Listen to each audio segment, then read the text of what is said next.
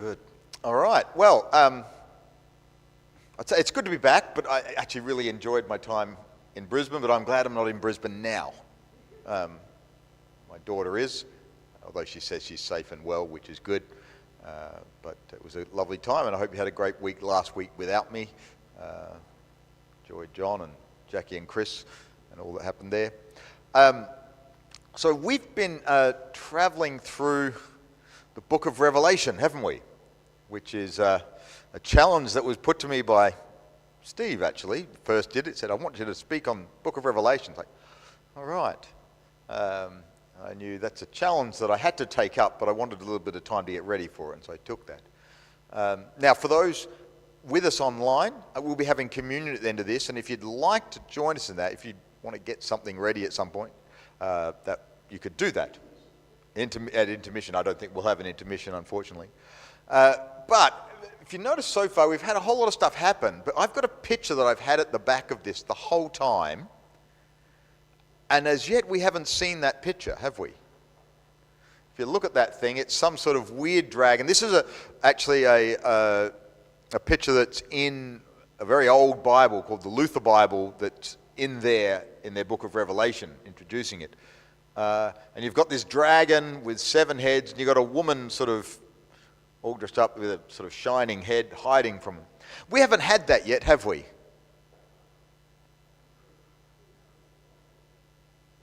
We are today. We're going to have it, the woman and the dragon. So finally we get to the picture.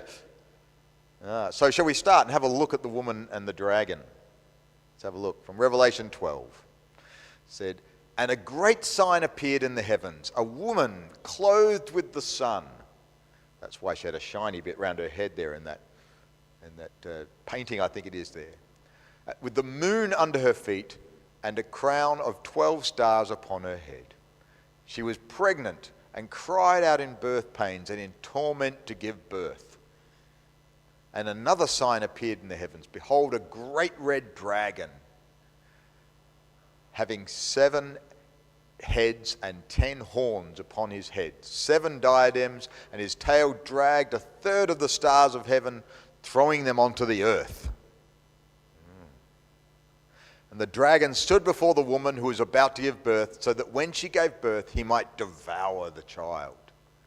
And she gave birth to a son, a male child, who is about to shepherd all the nations with a rod of iron. Her child was snatched up to God and to his throne. And the woman fled into the wilderness, where a place had been prepared by God, that there they might nourish her day and night, 1,260 days. All right. So what on earth is that about? Anyone got any clues? Guy's going, no, I don't have a clue. What on earth? It seems a weird story, doesn't it? And it is quite strange. And actually, I think it might help us to do a little recap of what we've seen so far, and maybe some things will come clearer when we have a look at it again, and then we'll look at the bit that it says after it. You go, hopefully it'll make some sense as a story. So, Revelation so far.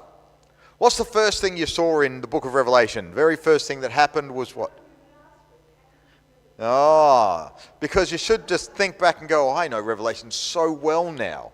Yeah, that's how it is, isn't it? No. There were 7 things, but that's a bit later. The very first thing that happened was quite simple, that Jesus appears to John on Patmos. That's what happens. So the first thing that happens is that, thank you, let's turn it on. Well said. So we don't have the light on, that's better, so I might shine a little better for those online. Sorry for that there. Jesus appears to John on Patmos. Now I haven't even said what he looked like there, and the important thing was what he looked like, wasn't it? Does anyone remember what Jesus looked like? Bronze feet, did he? White hair. The sword coming out of his mouth, that's the thing I remember most. Now I don't want to go through everything here, but it was a fascinating picture of Jesus, quite intense, wasn't it? And then Jesus tells John to do something. What does he tell him to do? Write to the churches. Write letters to the 7 churches. And so this is the beginning of the book of Revelation. We've got Jesus appears to John and then write these things. And each one he writes different stuff to the churches. And the 7 churches are 7 churches in the province of Asia. When you say Asia, it's not what we consider Asia now. It's just a little bit of Turkey that it's writing to. 7 churches that were there. Can anyone remember the churches' names? Laodicea, well, you're one of them. Well done. That's all you remember. That's right. There's Pergamum, Philadelphia, Sardis. What's that? No, that's not one of them. No, that's a book written to the Colossians. That's a little further across Colossae. Anyway, we don't need to go through them all. I said Sardis and Smyrna, and I don't know which one I didn't say, so that doesn't matter anymore. But I do know them, which is good, isn't it? He writes to these churches because they're the churches in his area that he's been looking after, but he's been kicked out onto an island called Patmos. We think he's John the Apostle, but we don't know. He's just someone named John. That's all we know. It's quite highly possible that he is John the Apostle, one that was with Jesus, but we don't know. And he writes these letters, and in them he's sort of praising them for something and telling them that they have done something not so good as well, and then telling them better come back to the good. Some of them don't get any bad stuff because they haven't done any, 2 of them, and 2 of them don't get any good stuff, which isn't so good either, is it? Anyway, and then what happens? Then something pretty big happens. Because then we get a vision of the throne room. God in his throne room, high above everything and surrounded by these 4 strange beasts that are powerful things, and all these angels and these elders, 24 elders, and all this sort of stuff happening. And then there's a great cry out because God is there with a scroll in his hand with how many seals? What did it have? 7, yes. Everything has 7. So 7's a pretty safe number in Revelation to say. And then there's a cry out, who can open the seal? Who can break the seals? And there's no one found. And John weeps terribly. But he's told, don't weep anymore. Basically, we've found someone. Who did they find? What's that? Well, yes, but actually that's not what they told him. They said, the Lion of the tribe of Judah has triumphed. So he hears that, and he looks to see the Lion of the tribe of Judah, and what does he see? A lamb who was slain. We had the song just before, for those online, one of the songs listened to was The Lamb and the Lion, and this is it. This is where they get that from. That the lion, he's called the lion, but what John sees is a lamb who'd been slain, who'd been killed, sacrificed. So a fascinating thing. You're expecting this giant, massive creature of a lion, you see this little lamb. It's quite an important idea in the book of Revelation as to how God wins battles. And even that idea of hearing something and seeing another thing is important. So that's a vision of the throne room. And finally the Lamb can open the seals. And what happens when the seals get opened? 4 horsemen, well done. We get 4 horsemen ride out. That's the first 4 seals. And then the 5th seal, you see the martyrs underneath the altar crying out to God, when will you avenge us? And you see 6th seal, there's amazing vengeance. God's sort of judgment comes. So it's a picture of God's judgment coming. And the people yell out. What do they yell out? Do you remember what they cry? Who can stand? Yeah, they're yelling out for the rocks to fall on us, destroy us. Who can stand against the wrath of the Lamb? Which is quite a ridiculous idea, isn't it? How much wrath does a lamb have? I remember telling the story of having a lamb in the Flinders Ranges. All the rest of the sheep had run away, and this lamb turned and went to run at me like it was really vicious, then saw me and went, panicked, and ran off. It was very funny to watch. They have very little wrath. And what wrath they have doesn't do much. But there's meant to be irony in it. This is the Lamb of God, but he is actually so powerful. He's so powerful that they're afraid of his wrath. So who can stand? And then we get an interlude, a weird interlude, don't we? So this is happening a lot, isn't it? We get this thing, who can stand? It's the Lamb. And then we get this thing, and he hears a voice from heaven saying, how many people are there? Lots. There are lots. But there's an exact amount. 144,000. 12,000 from this group of tribe of Judah. 12,000 from this. 12,000 from... And so he hears about the 144,000 from Judah. From Israel. In other words, and the 12 is the fullness. There's a number of fullness of people. So he hears about this. So the fullness of Israel. But what does he see? He sees a multitude from all nations, an uncountable multitude. That's fascinating, isn't it? The fullness of Judah, and yet he sees an uncountable multitude from every nation. And they can stand before the Lamb, and describes them as standing before the Lamb, before the throne of God. Who can stand? Actually, you can, the church. You can stand. That's a very important message, isn't it? That's the 7 seals. And then from the 7 seals, the seventh seal finishes and there's silence in heaven and there's prayer. And then we get 7 something else, don't we? Trumpets, that's right. The 7 trumpets, and we see some plagues come, and they're sort of depictions similar to the plagues of Egypt, only much scarier looking. Much scarier sounding. The locusts that you had in Egypt, yes, they had locusts, but these locusts have teeth like lions and hair like women and faces like men and they're like horses and all these weird things. So it's like plagues of Egypt bulked up on steroids, that's right. And again, you see, he gets a fair bit through, gets to 6 and then stops, and John's told to prophesy again about the multitude. Prophesy again about the group from every tongue, tribe, and nation. And he prophesies about them and calls them 2 witnesses, doesn't he? And he says they'll witness for 42 months. I put that in there because it's important for what we've got coming. They'll witness for 42 months. And so before that, God's plagues come and the people are crushed and it's terrible, like the people on earth are struggling. And do they worship God? Do they give honor to God after that? No, they don't. They keep doing all their bad stuff. And then these witnesses come.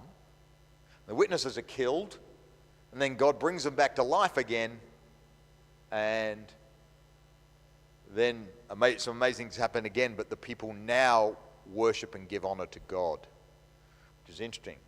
So you have a change from God's wrath coming on people, and yet they still don't listen. And then the witnesses, in other words, the church goes out and does what it's meant to do. And the people say, oh, God is God. He is the one. I love that depiction. Quite a clever way of getting the church to see you've got a role here, even though you feel like you're crushed. So, do you think that might have something to do with what we're saying? Yep, you think so. Oh, all right. Now, the 7 seals and the 7 trumpets, were they different things happening? Were they like telling different stories? Or were they telling the same story in a different way? That's what they were really doing, wasn't it? It still was the judgment of God upon them. It was still with that idea that there is a final judgment. So it wasn't like the 7 seals will happen, then the 7 trumpets will happen, then, no, it was... And the best way I've heard it described by someone was that the book of Revelation are stories a bit like a Russian, Russian dolls? Like a babushka or matryoshka doll, where you've got the doll on the outside, the one inside, the one inside, the one inside, the one... That it's stories like that going over and over and over, the same idea, bringing out new things. I thought, that's actually quite brilliant. And I read through them and they're right. It does seem to do that. So let's have a look. So let's have a look at what we looked at with that sort of idea. All right, so Revelation 12. And a great sign appeared in the heavens, a woman clothed with the sun, with the moon under her feet, and a crown of 12 stars upon her head. She was pregnant and cried out in birth pains, in torment to give birth. Who do you think the woman might be? You think it's Mary? Actually, some of the churches said it's Mary. There's 3 groups that they've said over time. Sort of 4, actually. I'll put a 4th in there, true. One was Mary. Most theologians say, no, it's highly unlikely that John was meaning that, particularly as any idea of sort of things about Mary were quite later. And some of the other things that happened, no, it's not likely not Mary. But you're right, Mary gave birth to Jesus because later on you'll see Jesus in it. Now, we've had 2 witnesses, and what do the 2 witnesses represent? The church. Oh, yeah. See, it doesn't matter how many people, how many things. Now, is it the church, though? We said the church, but actually, we have to be a bit smarter than that. Because the church didn't give birth to Jesus. Who gave birth to Jesus as a people? The Jewish nation. Yes. But do you think he's just talking about the Jewish nation? Yeah. And we saw before, what was considered the Jewish nation was the people of God, wasn't it?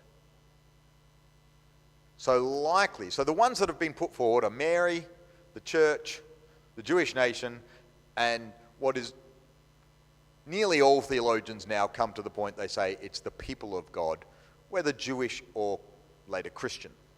You know, it doesn't matter because they were, like, John doesn't make a distinction between the Old Testament people and the new church. Makes no distinction there. And that's important to understand, isn't it? So yes, the Jewish nation did give birth to Messiah, didn't it? In a sense. So there's an idea here of very much this is a people group that did this.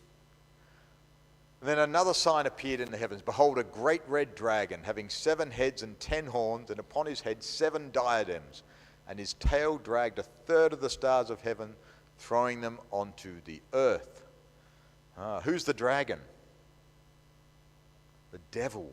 Well, we're going to see a bit more, and it will tell us a bit more. And the dragon stood before the woman who was about to give birth, that when she gave birth, he might devour the child. And she gave birth to a son, a male child, who is about to shepherd all the nations with a rod of iron. So that is whom? Jesus. That's right. I love this next bit because it's so confusing in that sense. We know it's Jesus because of that little line there that says he's about to rule the nations with a rod of iron, which is a quote from Isaiah, which is talking about the Messiah. So yes, that is Jesus. And he was snatched up to God and to his throne. Do you think that is a fair description of Jesus' life, ministry, death, resurrection, and ascension? It just goes, blink, Jesus came, but he's gone. I find it hilarious, really, as an idea that that's how he depicts that whole scene, isn't it? The coming of Jesus, he came, but he got snatched away. And it's sort of true. He did get snatched away, didn't he? But it wasn't really that quick. And he wasn't still it's like he's still a baby there, isn't it? A child was snatched up to God and to his throne. It was only 33. Yeah, that's a baby to me. That's true, you know, but no. But I just love that depiction. It's quite brilliant, isn't it? And the woman fled into the wilderness where a place might be prepared by God that there they might nourish her day and night 1,260 days. 42 months. We've heard that before. So 42 months was how long before? What was that about? The witnesses were witnessing 42 months. Oh, we've got the same time, haven't we? It's talking about the same stuff, isn't it? It's just looking at it in a different way. Here we have and it's often said, and there's another way it'll say it a little bit later. And it means the same thing, but it's a bit more cryptic, the next one. But the 1260 days, the 42 months, is a depiction of this time in between Jesus coming and the final judgment. Which is quite good, isn't it? So we have a dragon, and we've said the dragon's the devil. It's going to explain the dragon far more depth in a little bit of time. But yes, the dragon is the devil, or Satan. It's going to tell you all that. John quite often cheats in what they call apocalyptic writing. In original apocalyptic writing, they never told you stuff, and John tells you stuff all the time. He gives you hints as to what he's actually talking about. So it's sort of cheating. One of the things I find in there that was interesting I have done this, written it quite literally. And you'll see there it says, the woman fled to the wilderness where a place had been prepared by God, and there they might nourish her day and night 1,260 days. Who are they? Can I say the best evidence on this, and it does say they, it's what it says. It's most English translations smoothen it and say where she might be nourished for 1260 days. This is one of the signs that they say John likely didn't know Greek very well. He was pretty bad at Greek. That's what it's about this. And I read it and I'm like, this is terrible. Really badly put. And there's a couple other places that it is, but it's okay. So what you're looking at is someone for whom this is not their first language writing this book in that language. And it makes a bit of sense, doesn't it? You know, you speak to someone whose language isn't English, but they're speaking to you in English. Do they speak fluently? Sometimes they're pretty good, but sometimes you go, oh, that's a bit messy. Well, this is just a bit of that happening here. That's what we think when we look at this. The they might is trickier to have said the right way of saying it, but he just didn't. That's okay. I don't mind that. All right. So it goes on, though, and I didn't push it on a little further. This is what I love. And there was war in heaven. Michael and his angels made war with the dragon, and the dragon and his angels made war. But he was not strong enough. I put enough in there because it's sort of what it's just saying. He wasn't strong, but not strong enough because he was strong. And no place was found for him in the heavens. The great dragon was thrown down, the ancient serpent, the one called the devil and Satan. There it is, it explains it, doesn't it? The deceiver of the whole world was thrown down to the earth, and his angels were thrown down with him. So when did this happen?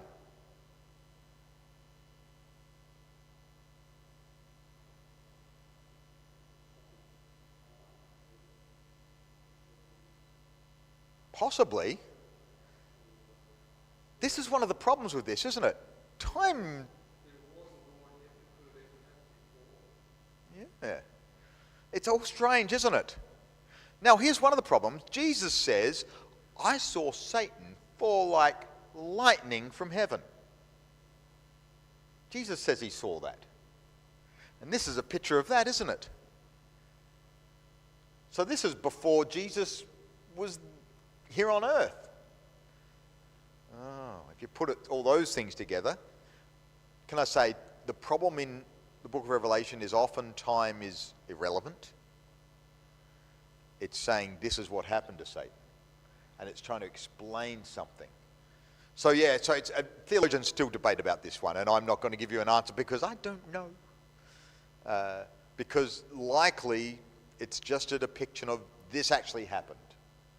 There was war in heaven, and Michael and his angels threw down the devil.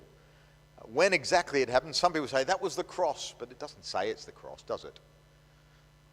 And Jesus said, I saw him fall before the cross, so I don't know. That's all right not to know, isn't it? Because it doesn't spoil the ending. It doesn't kill actually what he's trying to say here either. So he's thrown down to earth, and that's the key thing. And his angel was thrown down with him. And that's it. Remember before it said about the tail dragging a third of the stars down? Very much, and Chris, you alluded to this a while ago. I didn't quite want to go there because there's a lot more to it. But very much the ancients saw the heavens. The stars in the heavens were angels, gods, those things. And the tail of dragging these stars down is dragging angels down, is an idea, certainly there. I heard a great voice in the heavens saying, now has come the salvation and power and kingdom of our God and the authority of his Christ, because the accuser of our brothers and sisters has been thrown down, the one who accuses them before our God day and night. That's pretty good, isn't it? Next, it's even better, I think. And they conquered him by the blood of the Lamb and through the word of their witness. And they did not love their lives unto death. Because of this rejoice, you heavens, and all dwelling in them. But woe to the earth and the sea, because the devil has come down to you, having great wrath, knowing that he has little time. That's fascinating. Now, I actually want to come back to the earlier bits of that at the end. I want to talk about this other bit here, because it's talking about woe to the earth now, because where is the devil active now? Active on the earth. So that was the key thing before about Satan being thrown down from heaven. When the time is, I don't know, and I don't really care. What the writer is trying to say, and what God is trying to say through all this, is the devil's here now, and he's got great wrath. We'll go on a little more. And when the dragon saw that it had been thrown down onto the earth, he persecuted the woman who had given birth to the male child. Were they getting persecuted? The people of God? Yeah, the people of God were definitely getting persecuted. They're about to get persecuted more, tragically. But she was given 2 wings of a great eagle, that she might fly to her place. That's the place I talked about earlier, the 1,260 days, where she will be nourished for a time. He got it right this way, so that they will nourish her. She will be nourished for a time, times and half a time. That's a really weird saying, isn't it? Time, times, and half a time. How much does that add up to? 3.5. Oh, 3.5 what? Years. How many months is 3.5 years, Chris? 42. How many days is that? 1,000. Oh, wow. There it is again. I told you it would come again, but cryptically, and it is, isn't it? It's quite brilliant, isn't it? And these are the 3 ways it's sort of described as it goes along, that time period of time. And so that's something you can sort of pin things on, isn't it, as you go through. Oh, it's talking about that time period. It's just talking about it in a different way. So time, times, and half a time, 3.5, away from the face of the serpent. And the serpent spewed water as a river out of his mouth after the woman.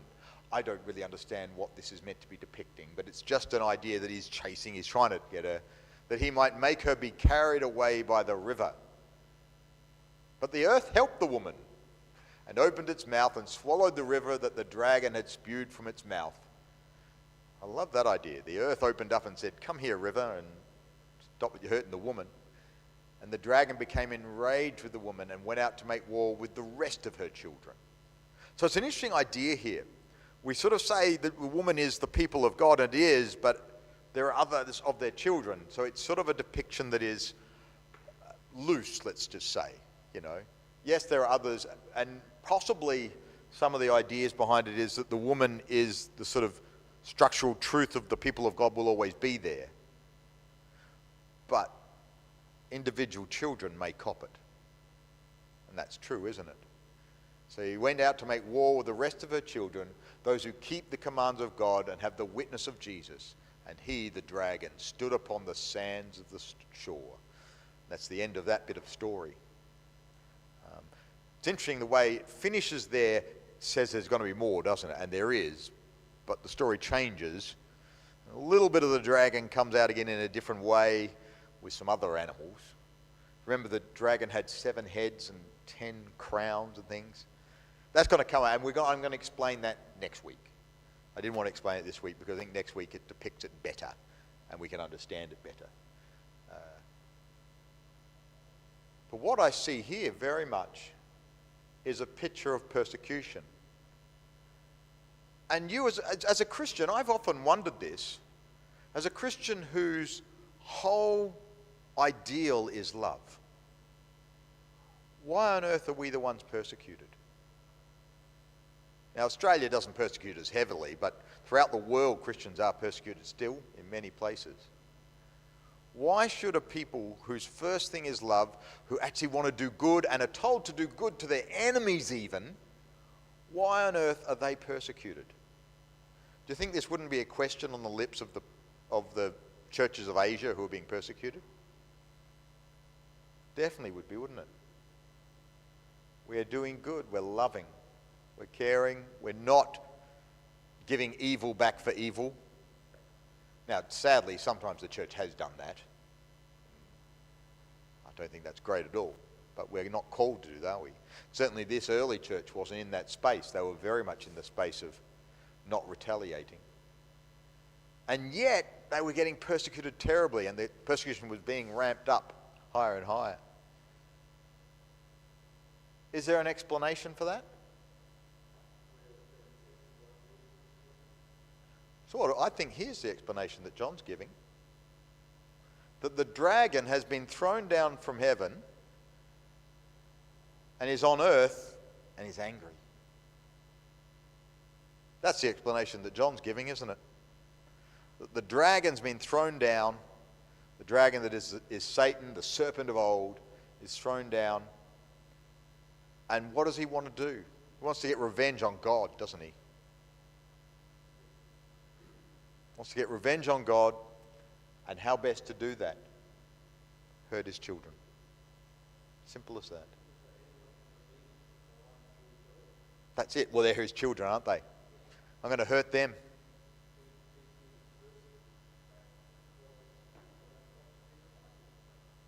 Yeah. And it's interesting a thing, so we have the depiction here of Satan being thrown down to earth and being angry at the people of God. Makes sense, angry at the people that are, as you said, believing in God, that are connected to this God that he's angry at. You ever had that where someone is angry at you because you've been good? Yeah, I've had that. It's a really weird experience. You've been good to them and they get angry at you. Oof. Usually, not really angry at me, they're angry at other things that they don't like, but the confrontation that this is giving them. Doesn't mean I'll stop doing good. It's what you're meant to do, isn't it? We see that here. Now, I said I want to go back because that is the main aim of this story, to tell you there's a reason you're being persecuted. And it's not really the Romans and that, although he's going to talk about them next week. Well, I'm going to talk about it next week. John wrote it ages ago. But it's that there is a spiritual battle that's going on, and the loser of that battle just wants to hurt and wants to hurt you. That's his reasoning, isn't it? But what I love is John's description of what's really happening and what's good for us. Now has come the salvation and power and kingdom of our God. That has come. And the authority of his Christ, of his Messiah, that is. Because the accuser of our brothers and sisters has been thrown down. The one who accuses you has been thrown down. He says, the one who accuses them before our God day and night. That's a fascinating statement, isn't it? Do you ever feel accused? Do you ever feel like, even if you haven't done anything, you feel a bit accused? I get that quite often. And when I have done things, I feel quite accused. I know I've done that wrong, and you get a lot of accusation. Who's the one doing accusing? Who's the real one that does the accusing? Satan, isn't it? Do you think God accuses you? I know, and I've fought this for years, and I recognize I'm in a good space with God with this, and have been for some time, because I've had to learn it over and over and over and over and over and over again. But the truth is, there is never a moment that God doesn't look at you with mercy. There just isn't. And so when you feel like you've done wrong, are you bad in God's eyes? No. He sees you through mercy. Always. Always. Who's the one accusing? The accusations actually are from Satan, aren't they? Who's the one doing wrong? Actually, it's Satan. You have no reason to fear God at all, because the accuser has been thrown down. You need to understand that. When you feel accused, whether you've done something or not, when you feel accused, know that it is not God doing it. Never God doing it. There's one who accuses. And anyone that does it to you is working on Satan's side. Whether they be Christian or not, because people do that. We do it at times, don't we? You can call to mind, you can bring to truth something about someone that's an accusation sense, but to accuse, to condemn, that is the work of Satan. We're never to do that. We can say, yes, you've done wrong here, you need to deal with this, but not with a word of accusation, not with a word of condemnation. Because the one who accuses is Satan, and he's been thrown down. And then I love the next bit. It goes on and says this, and they conquered him by the blood of the Lamb and through the word of their witness. In other words, by the fact that Jesus died and has washed away all iniquity. It's all gone, isn't it? There's nothing left. And the word of their testimony. This is interesting because in past I've preached on this as this is about winning the world to Christ, but actually that's not what it's about here, is it? It's actually overcoming Satan.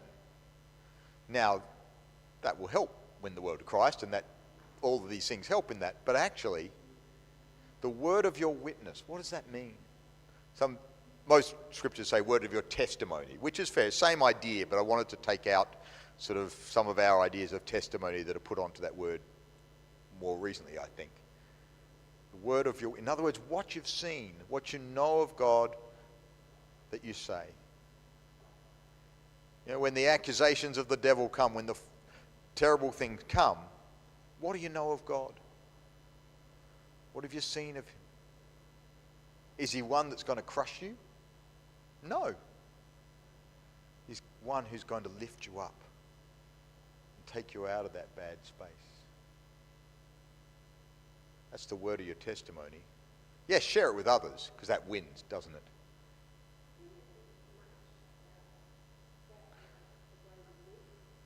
Well, that's part of it. That is part of the word of your testimony.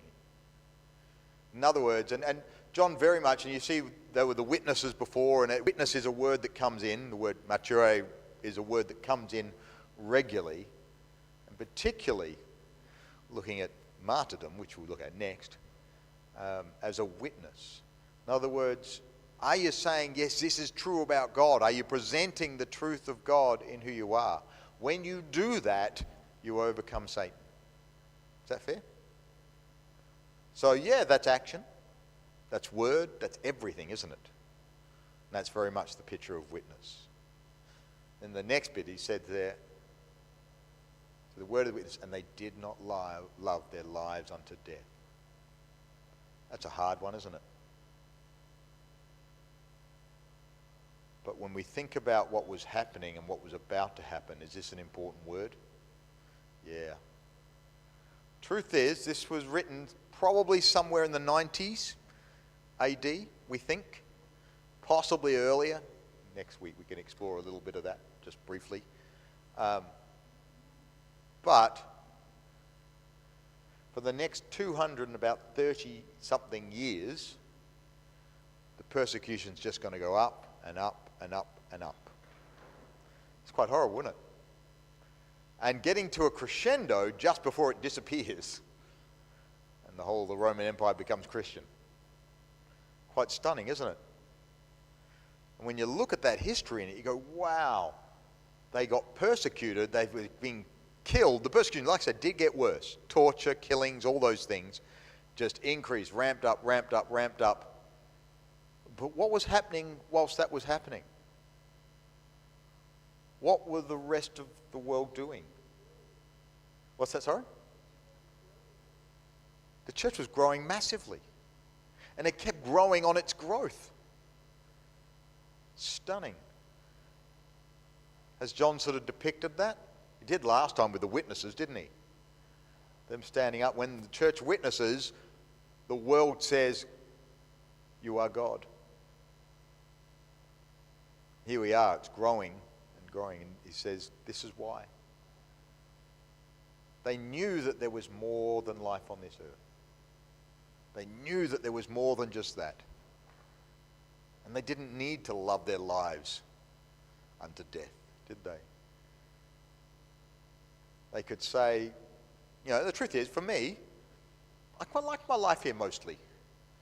I like my wife, I like my family, I like the church here, I like lots of things. I don't really want to die at the moment, because that's a bit unknown, even though I know it's meant to be really good. And I have had that near-death experience where I died and my heart stopped, and I had conversation with God, and I was quite happy to come because it was a good space.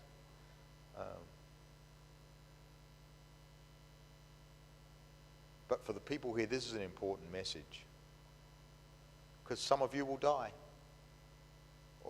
Will die eventually, and they all have died. But worse, some of them will die at the hands of other people just because they're Christian. Really important thing. They conquered him by the blood of the Lamb, the word of their witness. They did not love their lives unto death. Luke, can I ask, can you hand out communion? If anyone wants to help her, that'd be good too. I said we do communion at the end of this. It makes sense now, doesn't it? Because Jesus institutes communion as a celebration of his death, his sacrifice for us. Very much John here is calling the people of God to a sacrifice reminiscent of the sacrifice of the Lamb, the blood of the Lamb that came before it.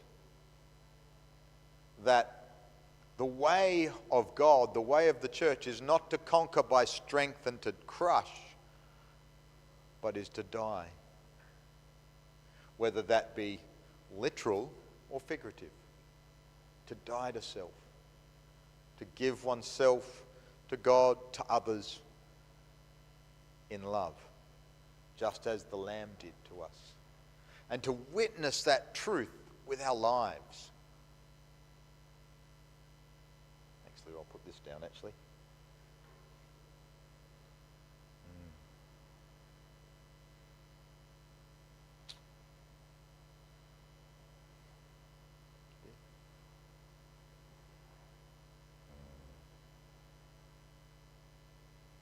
I find this one of the most stirring pieces of scripture in the Bible, actually, because it shows us how we are to live this life now. That the sacrifice of Jesus is the core of what we do. That the way he lived his life in that self-sacrifice is always the way we see the world. We know what that means for us. That means freedom from sin. It means life eternal. It means that we can join in the resurrection as he is resurrected. It's a dying to give life to others. We witness that in our lives, and we exhibit that in who we are, what we say. But we follow him as he did. We don't love our own lives, even unto death. It's quite a powerful thing, isn't it? We hold in our hands the depiction of that. Jesus says, "This is my body, this is my blood shed for you." Today, the challenge is, as John was giving then, are you with the church of that time? Are you with the Lamb of God who gave himself? Do you give yourself to others in love, just as Jesus gave, even unto death? It's a call to the Christian always to die to self. And actually that's how you overcome Satan. Let's eat and drink.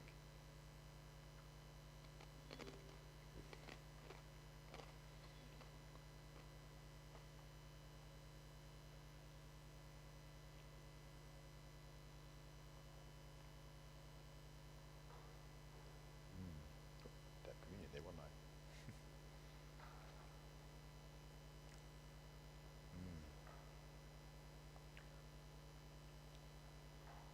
don't know about you, but I really enjoyed the pictures that this brings up. And in studying it to do it, it brings to life some things in faith that other books don't do.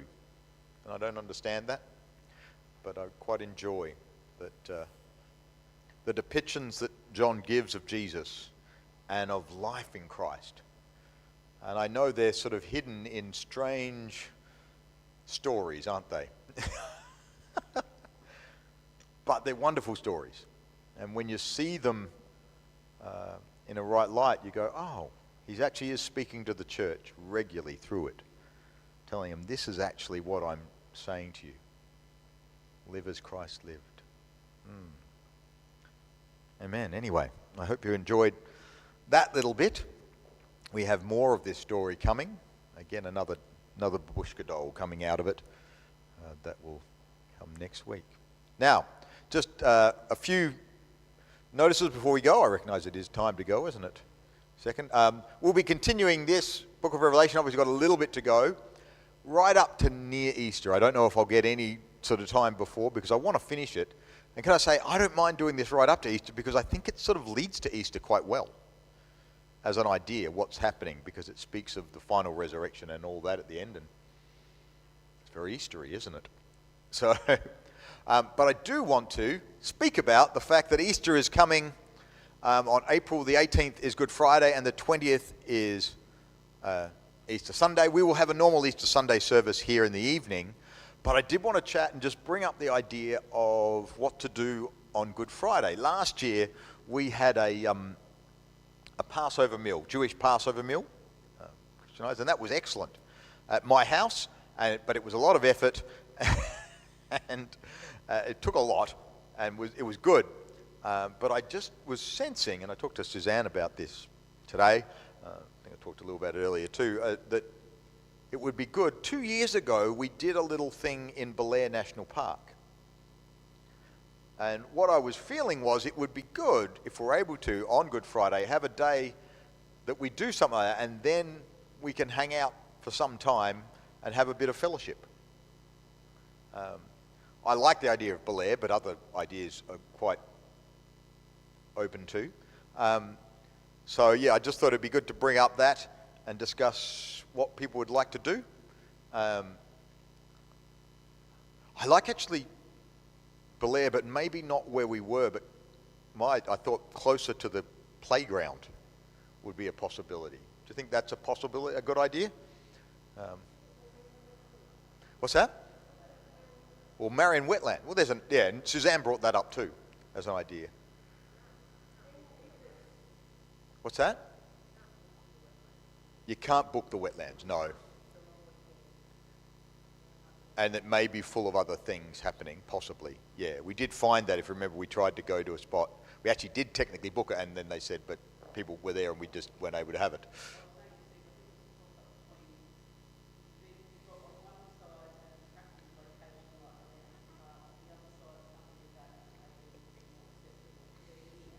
Yeah.